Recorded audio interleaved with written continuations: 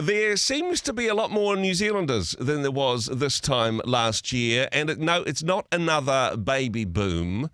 Yeah, a lot more New Zealanders, which were described politically as people with foreign-sounding names. Is this good news for New Zealand? What does it change about our society, and do we have the infrastructure to support it? Joining us on the program now is Director of Research and Development at the Maxim Institute, Marcus Roberts. Marcus, kia ora. Good morning. Thanks for your time. Andrew. This is what you describe as the silent revolution. The revolution will be televised, or at least on YouTube.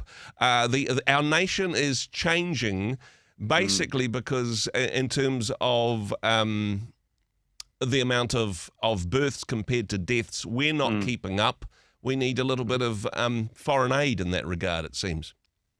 Yeah, so I talked about this slow-moving silent revolution because it's happening every year. We can see it every year that the way in which our population is changing is itself changing. So you're right. There's sort of two parts to population change. You have immigration, so how many people are coming into this country minus how many people are leaving. Yeah. And then you've also got natural change, how many people are being born minus how many people are dying. And last year we had massive amounts of population increase due almost entirely to immigration. So we had large numbers of people moving to New Zealand, about 250,000, large numbers of people leaving, about 80,000, and then very few numbers of people, a natural increase. So we had more deaths, fewer births. So the population change is large, almost 3% last year, but that's immigration being driven. We're not having the babies to support that population boom. Is this just a COVID catch-up thing? Because our immigration was pretty slow. There was a whole bunch of ex-Kiwis knocking on the door saying, please let me back in. But that didn't seem to last. Because is this just, I suppose, rebalancing what's happened previously? Yeah, so if you look at the graph, it's quite interesting. You have a drop-off for 2.5 years, of course, the COVID, when we were Fortress New Zealand, and now we've opened up the doors. And I think you're right, there's a large amount of pent-up demand both ways. So people leaving and people coming to New Zealand. So that I think is probably true, and I think that's a large part of the story for last year. And it'll be fascinating to see in the years ahead if that continues. Because if it doesn't, then our fairly strong population growth that we've seen over the last few generations, in fact, will come to a screeching halt because we're not having the babies to replace ourselves. So if it's not immigration, we're not going to get the people from ourselves. When it comes to, I suppose, having the resources that we need, some of those resources are human resources. Even if we go forth and multiply at a rapid rate, that's not going to help healthcare workers. You know, we seem to be making, training Australian nurses at the moment. That seems to be our strategy. So we need nurses from India, from the Philippines, from the Pacific Islands to replace them. That kind of makes sense, doesn't it?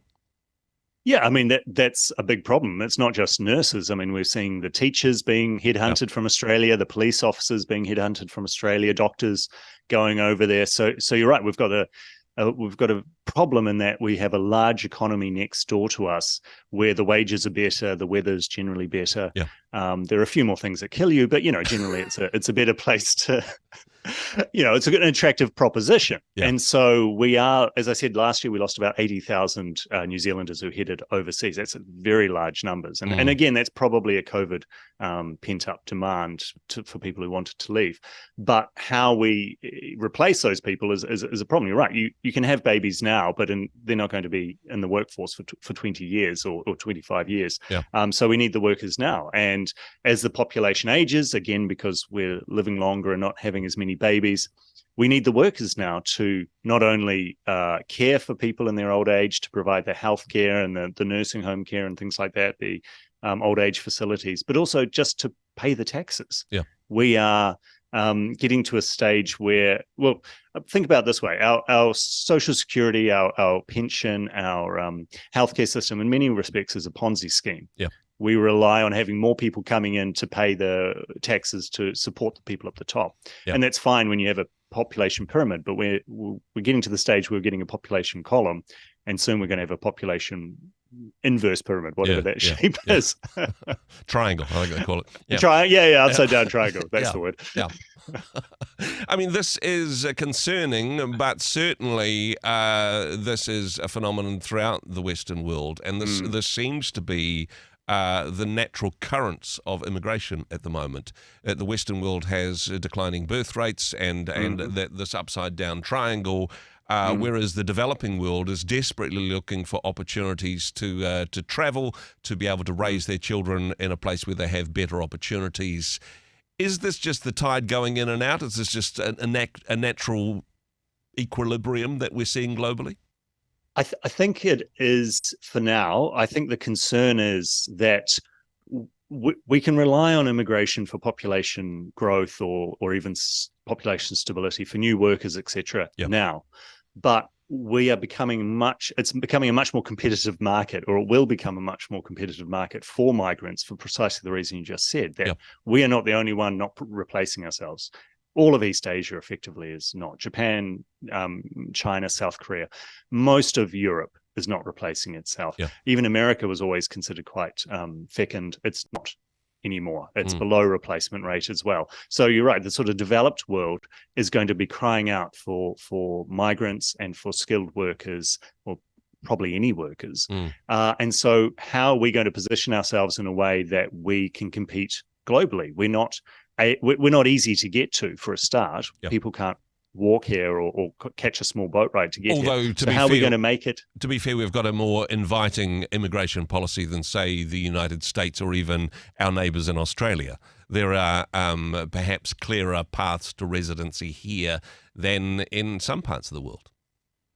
Yes, that's right. So we've got to make sure that we continue. If this is what our solution is for our population going forward, we have to make sure that continues, that we are still competitive. And that, I think, requires some consistency of migration settings. So there is, you look back over time, there's a real roller coaster ride of migrant numbers, and partly that's due to policy settings being changed quite frequently between changes of government, or within governments getting freaked out that there are too many or too few migrants, and so changing it overnight. I mean, you hear stories from people working in the sector, and there are ways that you can discourage or encourage migrants without changing the law through policy and through bureaucratic hurdles. So we have to ensure that we're not seen as a country where there are just arbitrary changes and you can't plan ahead to know whether it's easy to come Honestly, to. So, looking back over the last 12 months, do you think this was a specific policy? Did the former Labour government say, you know what, let's just open the doors, the more the merrier? Or did somebody just have their back turned and not have their finger on the pulse because they were too busy losing an election? So I think it was probably both, because there was that policy that Labour came out and said that will make it easier for people to become permanent residents post-COVID, which was a response to the fact that there was no one coming in for 2.5 years. So that just shows the ability that we have to change settings very quickly. And then I think in terms of dropping the ball, there's certainly been that lack of joined up thinking around immigration. So the fact that we've got people children being taught in classroom corridors because no one told the schools or the Ministry of Education that there's going to be a large number of migrants that now need to be schooled. So I think that's the other issue around it. It's one thing to change the immigration settings, but is the government talking to itself, all the different agencies, around how we're going to educate, how we're going to house, how we're going to provide the infrastructure that a large population growth like we had last year needs. So I don't see a lot of that. And if we can't keep up with the infrastructure that our New Zealanders need, maybe it's a race to the bottom as we become the third world country of infrastructure that a lot of these people have come from, which is, well, perhaps a little bit ironic in that regard. Drive some Auckland roads, you might say we're there already. Well, anyway. It's not Manila. I guarantee that. Not true. Well, and hey, maybe the solution, as we said beforehand, it's in the Bible, go forth and multiply. But that's a long-term strategy rather than an immediate solution. Marcus, appreciate your comments as always. That article is on the Maxim website. I understand maxim.org.nz. People can read that in detail. Certainly some food for thought. Thanks for joining us on the program today. Thanks so much, Andrew. Hey, thanks very much for joining us in the Rhema studio. Thanks very much for watching the interview. It's kind of nice to have an audience, actually. And if you did like what you watched, then do give us a like, do give us the thumbs up. And if you'd like to see more interviews like that one, or perhaps even better, subscribe and those interviews will come straight to you. Don't forget to turn on your notifications, and we'll see you in the next one. Cheers.